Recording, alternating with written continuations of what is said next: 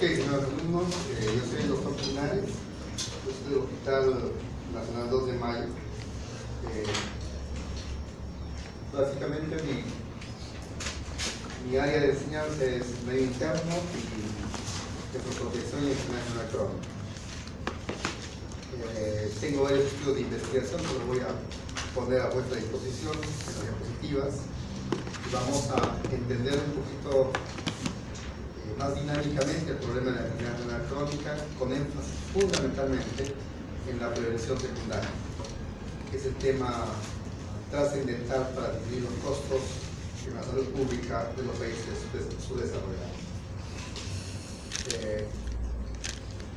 La hoja de ruta de nuestra intervención está básicamente dividida en tres áreas fundamentales. Una parte introductoria en la que vamos a hablar sobre la epidemiología de la enfermedad renal crónica, la sobrevida de los pacientes con la enfermedad renal crónica y economía de la salud en los programas de prevención secundaria. Vamos a entender por qué razón nosotros usamos una serie de fármacos para prevenir la progresión de la enfermedad renal crónica. Para eso vamos a entender la fisiopatología y finalmente el manejo de la enfermedad renal crónica en sus diferentes estadios. Si uno analiza desde ya hace más de 10 años atrás cómo es el comportamiento de las enfermedades en las comunidades en el mundo, vamos a ver de que en los países de ingresos altos siempre ha sido un patrón epidemiológico el tener las enfermedades crónicas como enfermedades de alta prevalencia y las enfermedades comunicables, en las cuales fundamentalmente están las enfermedades infecciosas, con una tasa de prevalencia mucho menor. Sin embargo, si nosotros nos vamos a los países muy pobres, como por ejemplo las del África, vemos que las enfermedades comunicables o infecciosas siguen siendo un punto importante de salud pública en sus comunidades. Sin embargo, hay un reto trascendental, ya que en los últimos años la prevalencia de las enfermedades crónicas, tipo diabetes, hipertensión, cáncer u otras, han generado una preocupación trascendental. Los países de ingresos medios y bajos adquieren trascendente importancia porque nosotros, Perú, estamos dentro de este grupo de países y vamos a ver que las enfermedades crónicas adquieren una relevancia importantísima en los últimos 20 años, lo cual va a cambiar totalmente nuestra visión de la salud pública en nuestros países. Si hacemos un análisis de qué ocurre en nuestro país, hay dos fenómenos que vamos a describirlos y que explican en gran parte esta alta prevalencia de enfermedades crónicas. Primero, es que el fenómeno de transición demográfica. Nosotros, en el Perú, hemos ido ensanchando o aumentando, digamos, o disminuyendo, perdón, la base poblacional en la pirámide, aquí, que ven ustedes, en el año, por ejemplo, 1981, 85, había mucho más jóvenes que viejos. Pero si nosotros hacemos una proyección al año 2030, vamos a ver que se pierde esta base de mucha juventud y se van ensanchando la pirámide hacia el medio y posteriormente probablemente llegue a esta fase, lo cual significa de que nuestras poblaciones están envejeciendo. ¿Y por qué razón? Porque los índices de natalidad, digamos, han disminuido y los índices de mortalidad en nuestros países han disminuido, y eso conlleva a tener este fenómeno demográfico que se llama transición demográfica. El hecho de aumentar o incrementar la base poblacional en base a los adultos y a los viejos significa traer bajo la manga una serie de enfermedades que son las enfermedades crónicas. El otro fenómeno es la transición epidemiológica, es decir, que los grupos de causas de enfermedades no transmisibles a lo largo de los años, fíjense ustedes esta relación en nuestro país, en azul el año 1991, en rojo el año 2001 y el verde el año 2011. Y cómo es que las enfermedades no transmisibles o las enfermedades crónicas incrementan en prevalencia. En conclusión, estos dos fenómenos de transición demográfica y transición epidemiológica han hecho que nuestros países, o el Perú específicamente, se cargue de una acumulación de problemas de salud. Problemas de las enfermedades crónicas, que son o eran de los países desarrollados, y problemas típicos de nuestros países subdesarrollados, las enfermedades infecciosas. Es decir, un doble esfuerzo para poder analizar y para poder enfrentar este gran reto en los servicios públicos en nuestro país. Cuando analizamos la prevalencia o analizamos los años de vida saludable, que es otra forma de ver la epidemiología en el país, los años de vida saludable perdidos significa que muchas personas, algo de 5.800.000, digamos, están enfermas.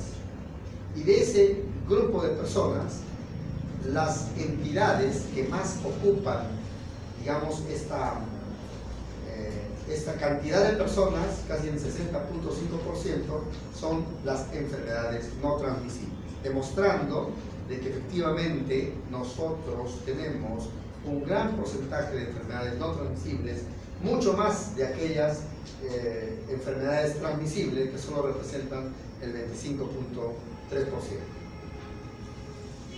Si separamos a las enfermedades no transmisibles en el Perú y las clasificamos en grupos de enfermedades crónicas, diremos acá que están la insuficiencia renal, las glomerulonefritis, la neuropatía obstructiva con 2.1%, la diabetes mellitus con 3.4%, la hipertensión arterial, las enfermedades cerebrovasculares, las enfermedades cardiovasculares isquémicas, ¿no?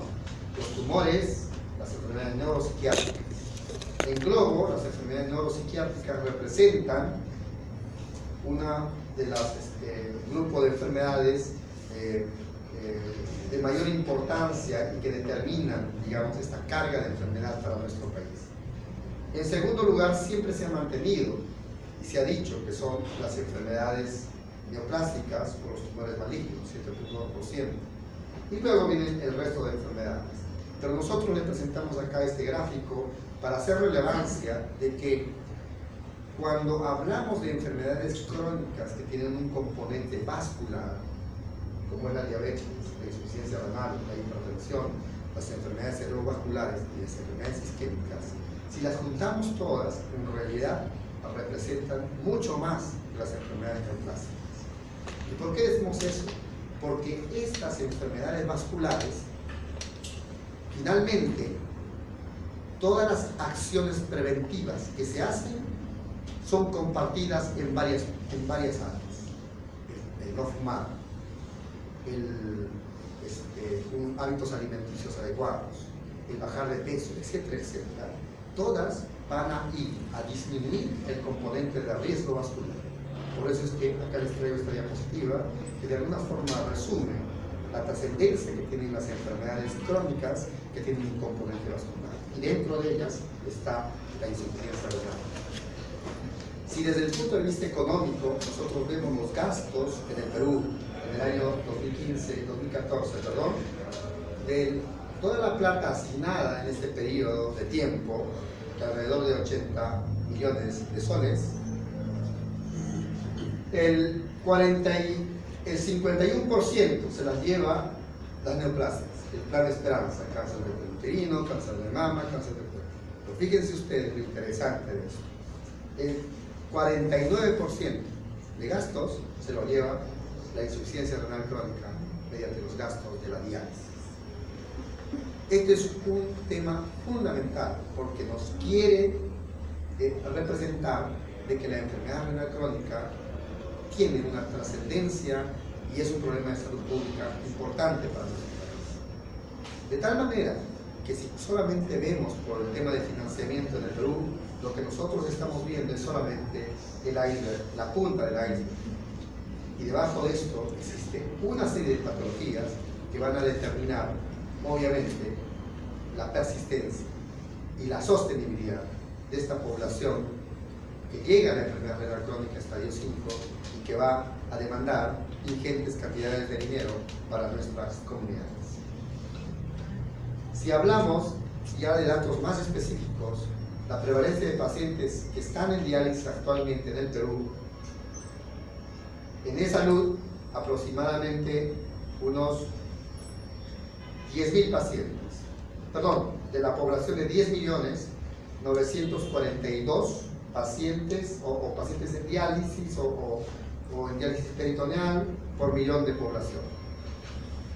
Y en el MINSA, de los 20 millones que tenemos asignados, solamente están 101 pacientes por millón de población. Entonces, E-Salud es un sistema, el MINSA es otro sistema de salud, que obviamente esta fragmentación es un poco difícil de entenderla en nuestros países. Sin embargo, E-Salud ha tenido, digamos, una mayor preocupación debido a sus presupuestos, que son buenos. En cambio, el MINSA ha tenido una despreocupación y definitivamente no alcanza a coberturar a toda la población que podría ser semejante a la de E-Salud, multiplicado por 2. Hay pocos estudios que nos dicen cuál es la prevalencia de la enfermedad renal crónica en todos sus estadios. Este es un estudio hecho en Tumbes, que es un muestreo estratificado, y se llega a la conclusión de que más o menos en esa zona hay una prevalencia global del 16.8%. Los pacientes que ya están en diálisis se mueren, pero ¿cuántos se mueren y en qué tiempo se mueren? Este es un estudio que publicamos nosotros este año y vemos que al primer año de seguimiento, más o menos la supervivencia es 80%.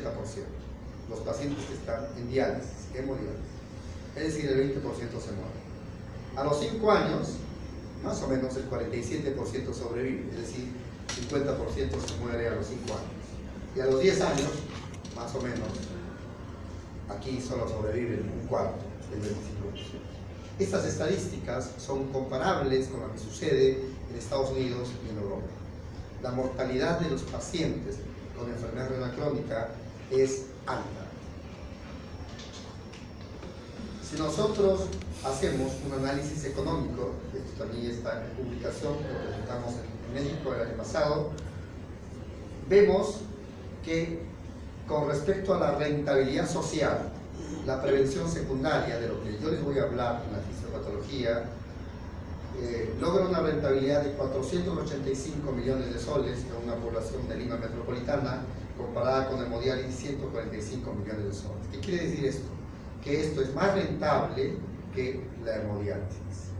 Quiere decir que el Estado se ahorraría esta diferencia de aproximadamente unos 300 millones de soles si es que nosotros optaríamos por la prevención secundaria. De tal manera, es trascendente e importante estimular en todos que la prevención secundaria o la prevención primaria son elementos fundamentales en el ataque y en el enfoque de las enfermedades crónicas, en este caso, la enfermedad renal crónica en el Perú. Vayamos a ver entonces el capítulo más interesante, que es el capítulo de la fisiopatología, para poder entender qué es lo que sucede con este riñón y cómo se malogra después de estas injurias de enfermedades crónicas que suceden en el riñón. Esto simplemente para recordar que el riñón es una estructura que tiene una unidad funcional, que es la nefrona, que está compuesta por vasos sanguíneos, innumerables vasos sanguíneos. Esto hay que tenerlo muy en cuenta. Tiene una importancia entender esto. Y el sistema tubular, que es el que recoge los desechos mediante. Esto simplemente para recordar también que esta es la estructura glomerular, en la cual coinciden una serie de células y una serie de elementos que tienen una particularidad trascendental. Primero, que los capilares glomerulares son estructuras fenestrales.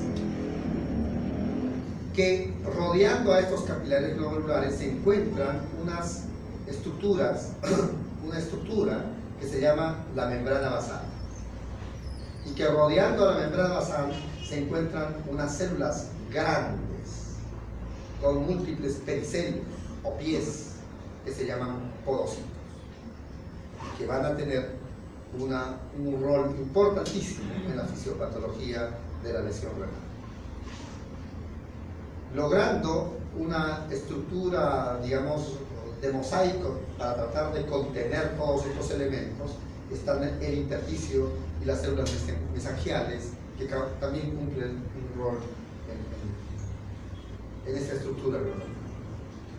La membrana glomerular, entonces, está compuesta básicamente por esta estructura que estoy señalando acá, por microfotografía electrónica, en la que acá están las estructuras, podocitarias.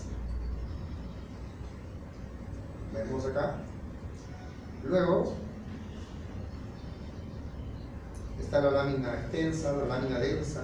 Todo esto son estructuras que tienen como elemento común la presencia de proteoglicanos, ¿ya? A todo esto se le llama membrana glomerular. Los fenómenos que vamos a estudiar ocurren en esta membrana glomerular.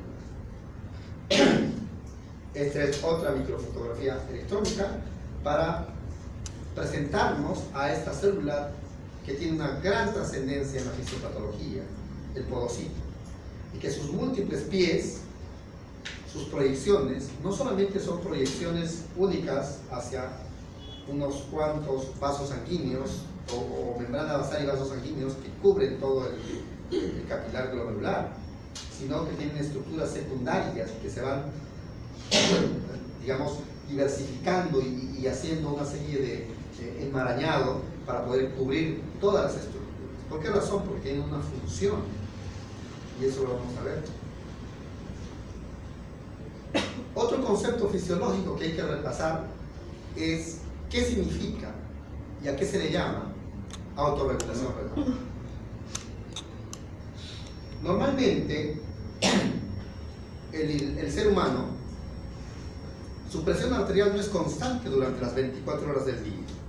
Tiene un ritmo y un patrón circadiano. Incrementa, baja la presión arterial. En la noche generalmente baja la presión arterial. Y durante el día empieza a subir desde la mañana. Los incrementos de la presión arterial sistémica tienen que ser contenidos para algún sistema homeostático que proteja a los órganos blancos.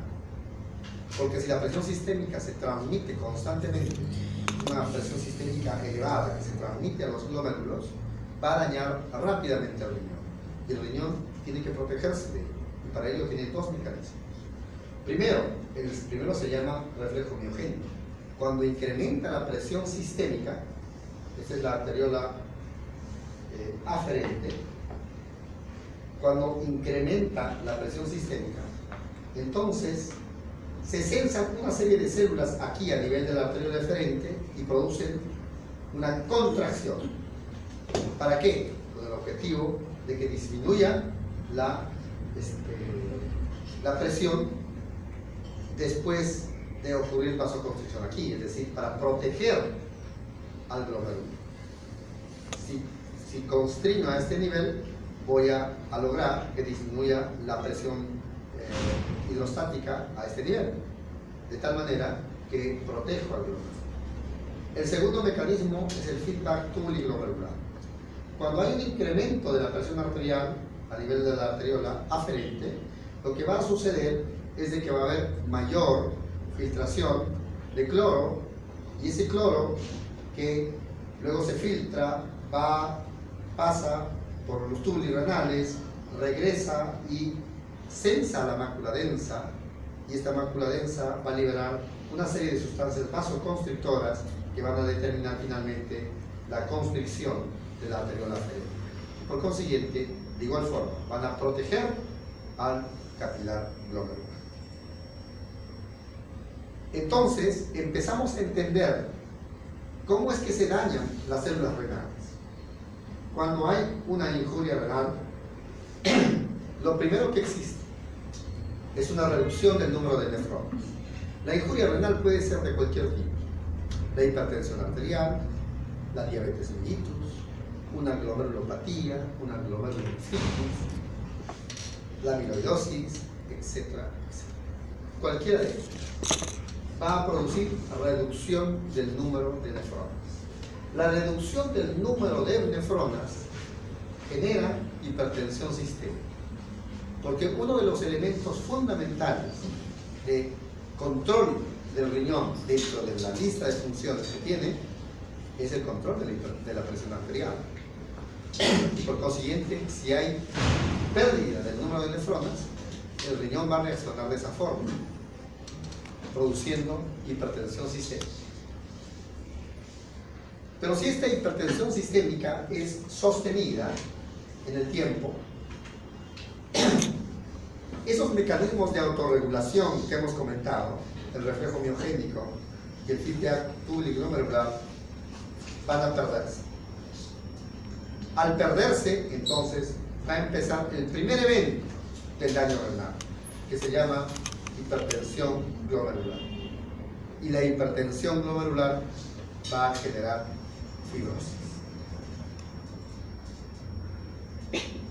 Esa hipertensión glomerular genera una tensión mecánica a nivel de los vasos sanguíneos glomerulares, y esta tensión mecánica genera dos escenarios. Primero, que disminuye el número de podocitos.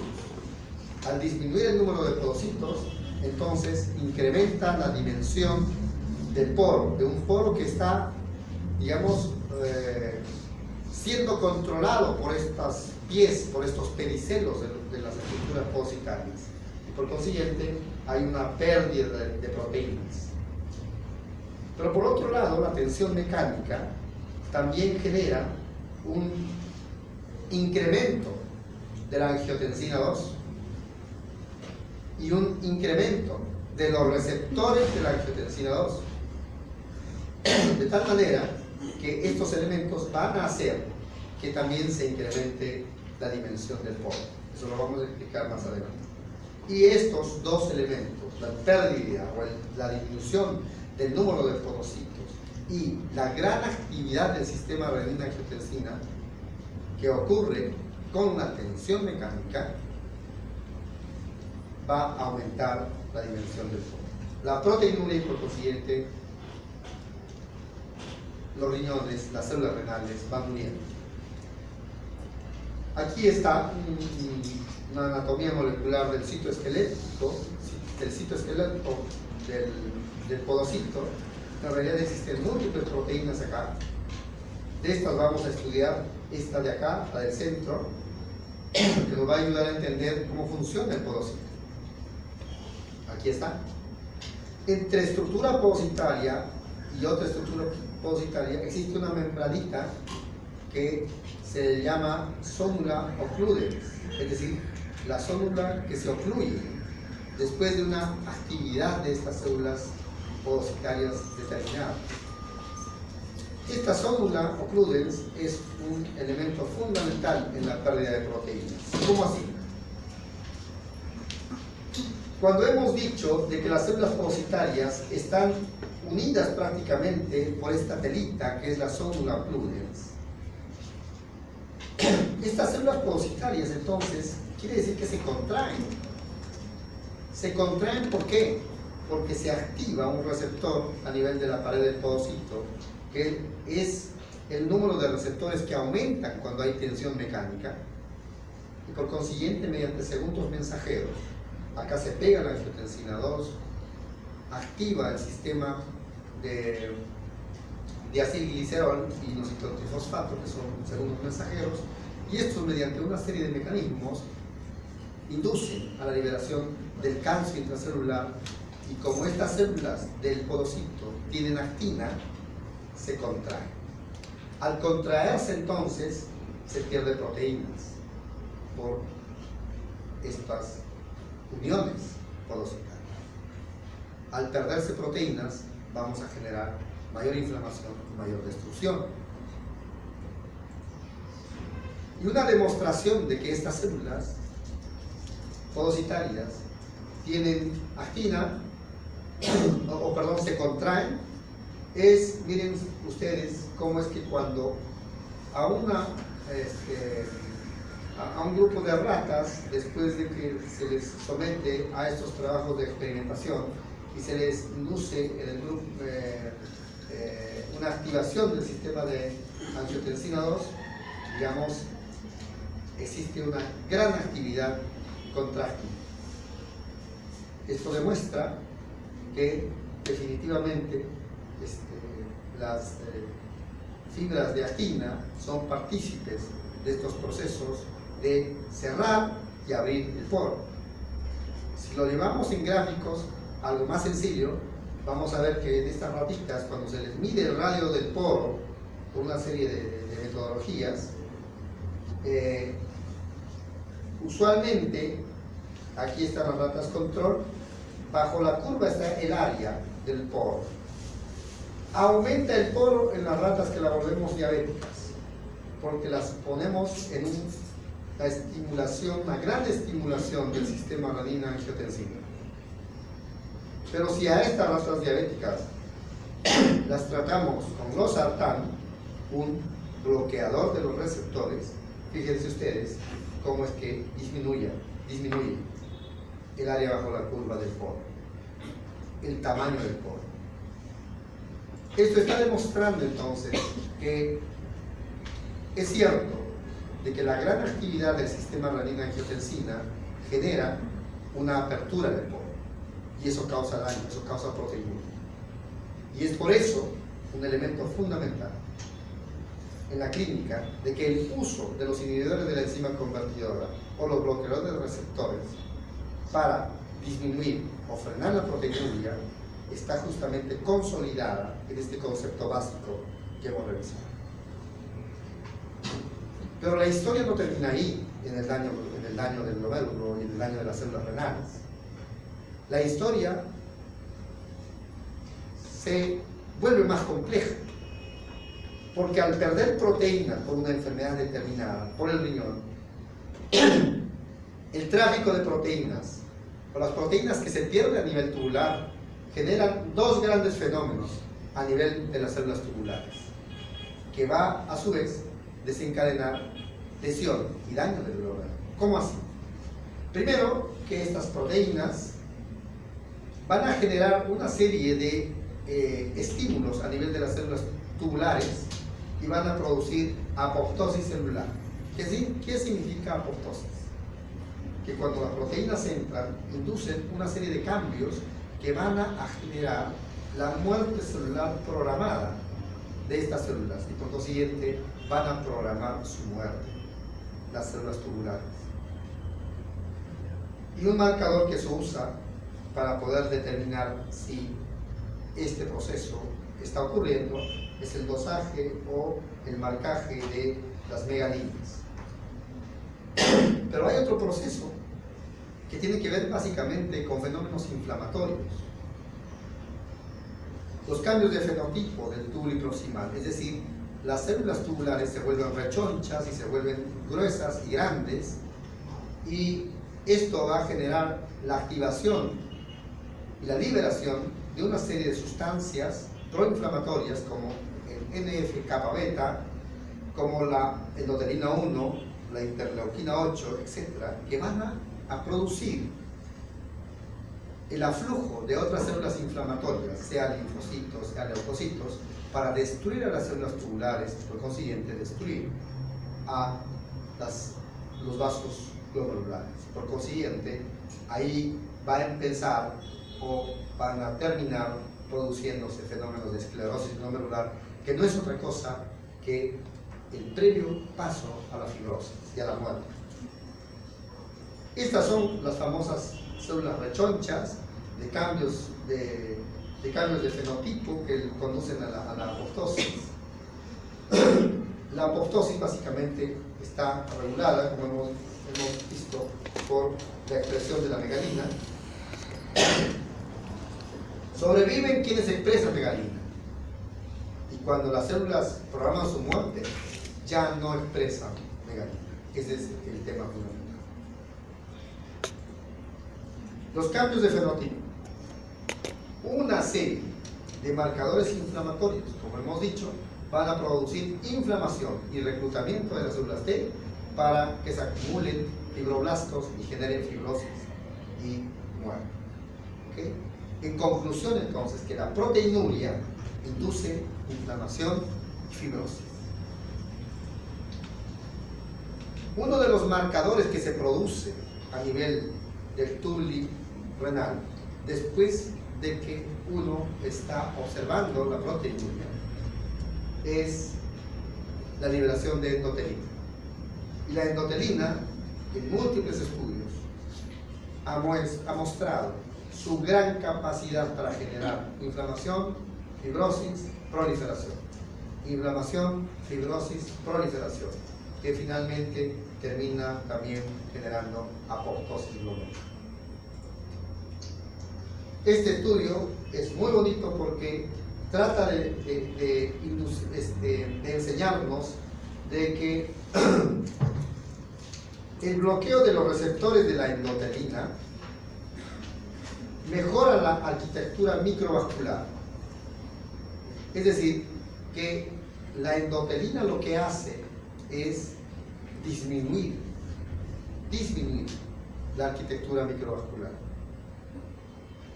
De tal manera que usar un bloqueador va a ser interesante e importante para garantizar una protección, en este caso también del riñón.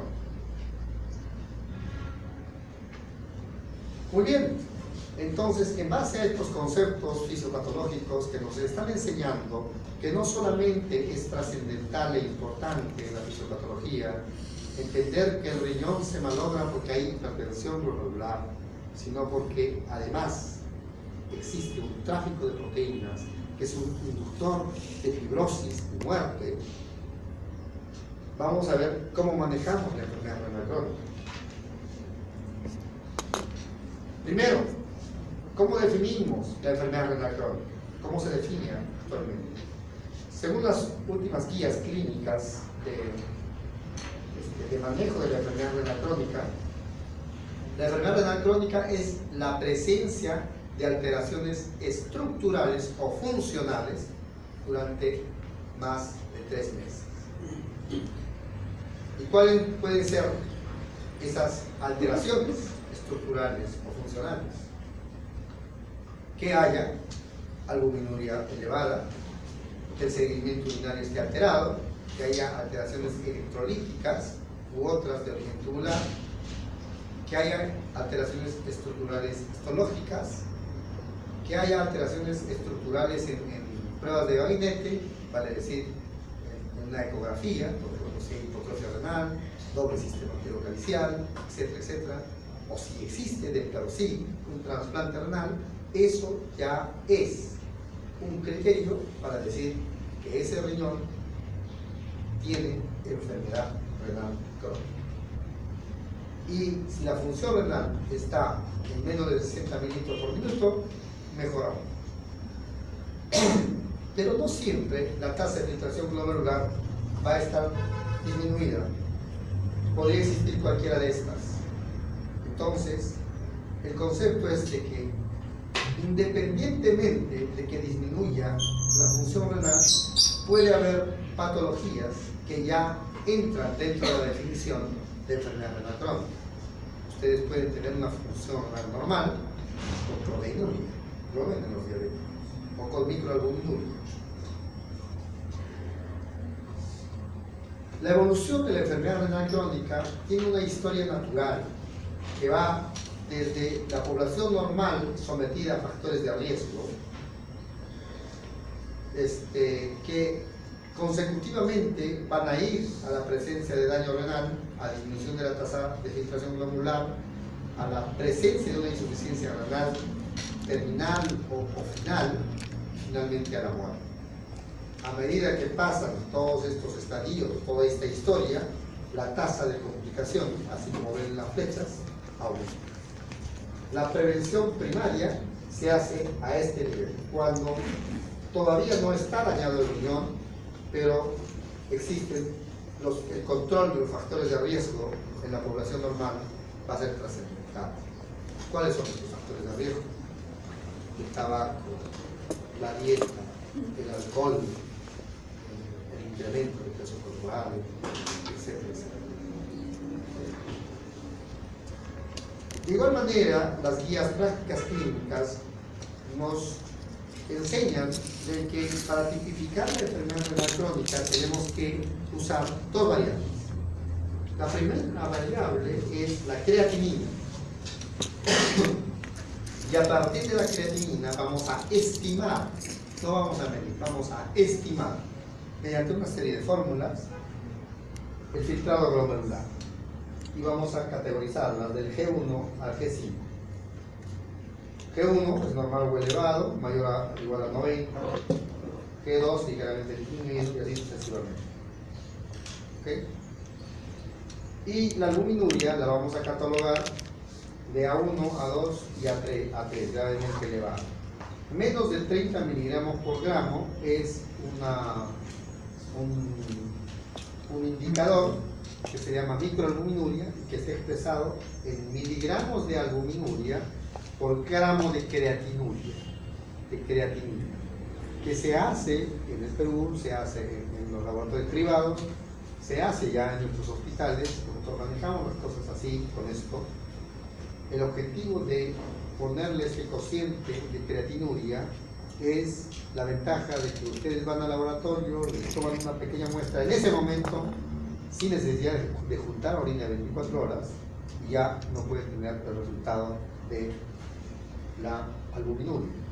El objetivo de dividirlo en la creatinina es corregir para los efectos de deshidratación que ocurre fundamentalmente en el ser humano desde que amanece hasta que se duerme. La microalbuminuria medida también de forma repetida durante el día es totalmente variable, pero cuando se le corrige para la creatinina se estabiliza. Por consiguiente tenemos una medición mucho más objetiva. ¿Okay? Entonces esta combinación de la estimación del filtrado glomerular y la albuminuria nos permite clasificar a la población con enfermedad renal crónica. Pero no solo eso, nos permite predecir el pronóstico. Y si ustedes ven por acá, lo que está en verde azulado, lo estoy señalando acá, generalmente aquí no hay enfermedad renal, es decir, no hay microalbuminuria, porque la microalbuminuria normal es menos de 30. Su función renal está ligeramente disminuida, pero no se considera enfermedad renal todavía. Cuando la albuminuria empieza a aumentar, lo que está en amarillo, quiere decir que hay un riesgo moderado. Lo que está en naranja, hay un riesgo alto. Y lo que está en rojo, hay un riesgo muy alto. ¿Riesgo de qué? Riesgo para ir a la enfermedad renal crónica estadio 5 y finalmente a la diálisis.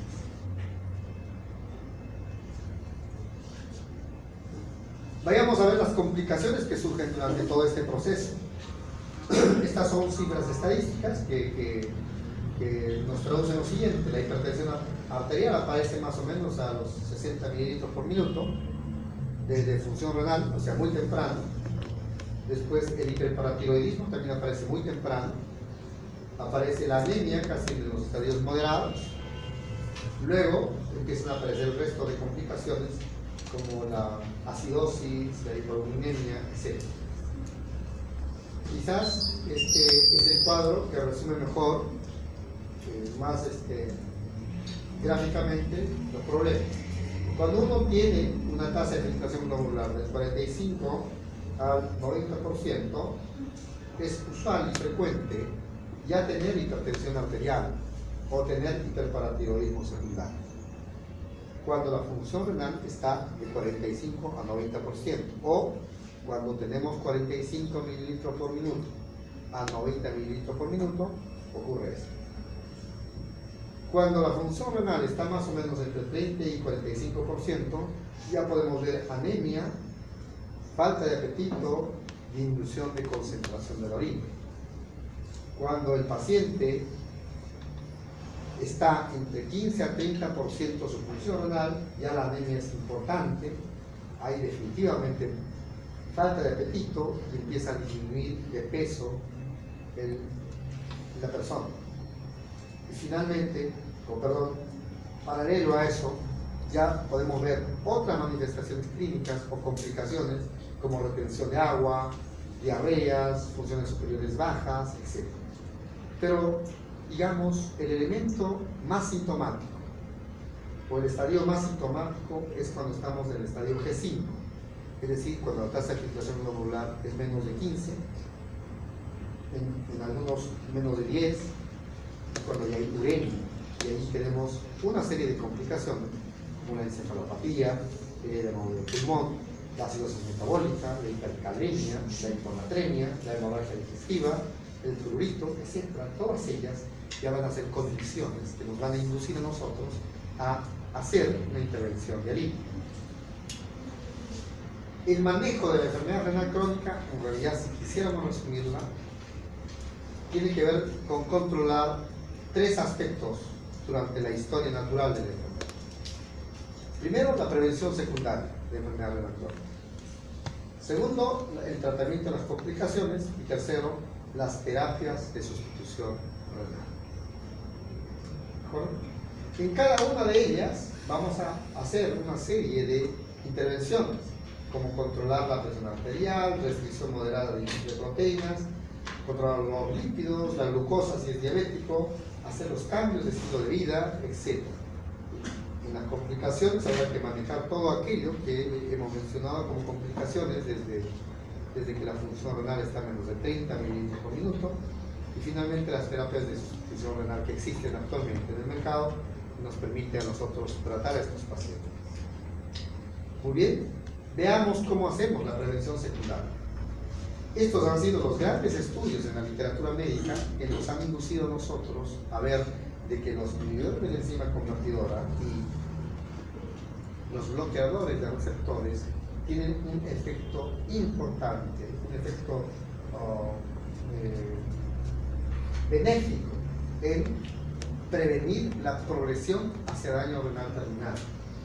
Y acá está, por ejemplo, tabulado, todos estos estudios son grandes estudios en los cuales nos dice que el riesgo de ingreso a diálisis disminuye, por ejemplo, en el estudio REIN, en Europa en 48%, usando captopril en esta población con enfermedad renal, 45%, usando los sartán, ya bloqueador del receptor, 28%, usando otro bloqueador del receptor, 20%. Quiere decir que hay evidencias clínicas sustantivas para el uso de estos fármacos en la nefroprotección. Sin embargo, la historia no queda ahí. Este cuadrito que, digamos, es importante tratar de interpretarlo. Esta es la caída de la velocidad de caída de la filtración glomerular, de la tasa de filtración glomerular. Normalmente, cuando cae de 0.44, ¿no? Vamos a poner esa cifra. Esto es por mes. Esa es la caída de la filtración glomerular. Quiere decir que es una caída importante, ¿ya? Cuando se le pone a este grupo con ramipril, fíjense, ramipril es un inhibidor de la enzima convertidora. Este es 0.44. La velocidad de caída de la función renal. La velocidad de caída del grupo control es 0.8. Si le pongo ramipril, disminuye la velocidad de caída. A eso me estoy refiriendo. Pues quiere decir que estas diferencias son significativas. ¿De acuerdo? Esto sucede más o menos en alrededor de 3 a 5 años. ¿Ya? Entonces, protege al riñón estas drogas. Disminuye la velocidad de progresión. Si lo seguimos más tiempo, más años, vamos a ver que a este grupo que estaba en ramipril sigue mejorando la velocidad de progresión hasta más o menos lograr una equivalencia de 0.1. Y 0.1 es la declinación fisiológica de la función renal. Todos ustedes, después de los 40 años, van a disminuir su función renal más o menos a esta velocidad, 0.1 centímetros cúbicos por minuto, por mes. ¿Ya? Si a este grupo control, que no le habíamos dado ninguna droga, le damos Ramipril, un bloqueador, un protector, vamos a disminuir de 0.81 su velocidad a 0.14. Entonces quiere decir que estas drogas están demostrando en varios esquemas metodológicos de que funcionan para disminuir la velocidad de progresión de daño renal. Y el objetivo entonces con esta terapia de prevención secundaria es que si nuestra tasa estándar de disminución de la función renal es 0.1 mililitro por minuto por mes, actualmente nosotros tenemos patologías que nos llevan a esta velocidad de 0.8 mililitros por minuto por mes, con el uso de estos bloqueadores de receptores o inhibidores, normalizamos hasta esta curva benéfica y evitar que este paciente llegue a la diálisis y sea un elemento de costos trascendentales en la salud pública de nuestro país. Una peculiaridad del uso de estas sustancias es que si usted usa